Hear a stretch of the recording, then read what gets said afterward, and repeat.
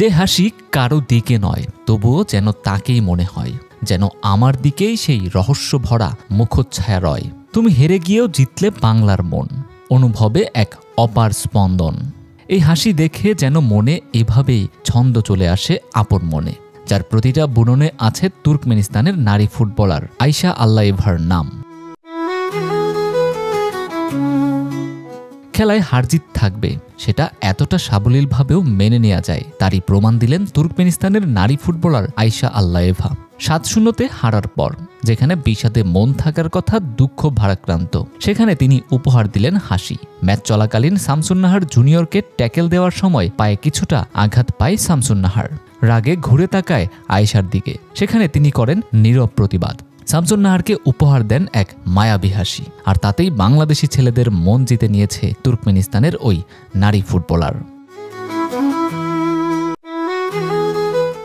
7 নম্বর jersey পরিহিত midfielder footballer Ayesha আল্লায়েভার হাসিতে রীতিমতো ক্রাশ খেয়েছে বাংলাদেশের যুবকরা। ইতোমধ্যে সোশ্যাল মিডিয়ায় ছড়িয়ে পড়েছে আয়শার হাসির সেই মুহূর্ত। সোশ্যাল মিডিয়ায় তাকে নিয়ে করা হচ্ছে নানান রকমের পোস্ট ও রিলস। রাহাত নামের এক ফেসবুক ব্যবহারকারী আয়শার ছবি শেয়ার করে লিখেছেন, ইস, খেলাটা যদি আরও একটু চলতো, ওর হাসিমাখা মুখটা আরও কিছুক্ষণ দেখতে পেতাম। এছাড়া রবিন খান নামের এক ব্যক্তি তুর্কমেনিস্তানের ফুটবলার আয়শার ছবি পোস্ট করে লিখেছেন, ম্যাচ হারলেও বাংলাদেশি ছেলেদের মন জিতে নিয়েছে তুর্কমেনিস্তানের মেয়েরা। গত 5 জুলাই তুর্কমেনিস্তানের বিপক্ষে দারুণ এক জয় তুলে নিয়েছে বাংলাদেশের নারী ফুটবল দল। ম্যাচে একচেটিয়া আধিপত্য বিস্তার করে তহুরা ঋতুপর্ণারা যেন গোলের বন্যা বইয়ে দিয়েছেন, গুনে গুনে দিয়েছেন 7টি গোল। জয়টি শুধু বড় ব্যবধান নয়, এটি নিশ্চিত করেছে এএফসি ওমেন্স এশিয়ান কাপ 2026 এর টিকিট।